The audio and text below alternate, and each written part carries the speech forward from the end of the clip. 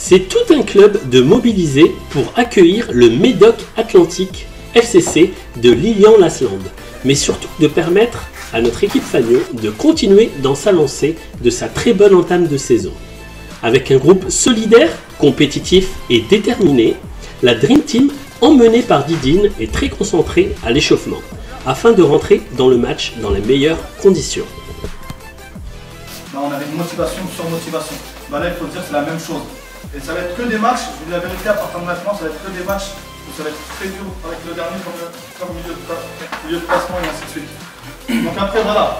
Là, ce qui est bien, ce que j'ai entendu, c'est que le week-end dernier, c'était l'état d'esprit. Le coup d'envoi de cette première période est donné par les visiteurs. Ils se montrent rapidement dangereux, mais sans compter un Guillaume qui a bien suivi l'action et permet de sortir le ballon. Ça va vite aussi de notre côté, Bastien qui cherche Redouane, Redouane qui trouve Roméo qui ouvre le score du genou. Ça, c'est ce qu'on appelle l'instinct du buteur. Notre Roméo Lukaku nous permet d'ouvrir le score à la 15e minute. C'est un coup franc bien placé que Jimmy tente et de peu la lunette. Le ballon passe près du cadre. Les visiteurs tentent de réagir et l'attaquant voit de peu sa tête passer près des buts de notre Guillaume. Juste avant la mi-temps, c'est un Samir Desgrands-Jours qui passe entre deux défenseurs et frappe. Mais le portier adverse, bien sur ses appuis, renvoie la balle en dehors des 18 mètres. Dans les arrêts de jeu, encore bien servi par Redouane, Roméo tente une frappe enroulée, bien captée par le gardien adverse. L'arbitre regarde sa montre et siffle la fin de cette première période. La GS Sireuil rentre dans les vestiaires avec un but d'avance. On est parti sur les chapeaux de roue pour cette seconde période.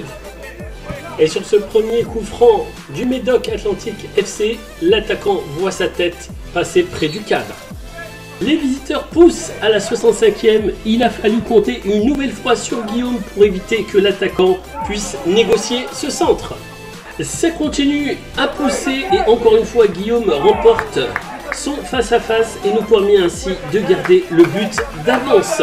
C'est les arrêts de jeu ici à Sireuil, certainement la dernière attaque du match.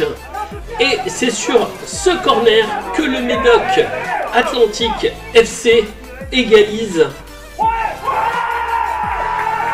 dans les ultimes dernières secondes avant que l'arbitre siffle la fin du match.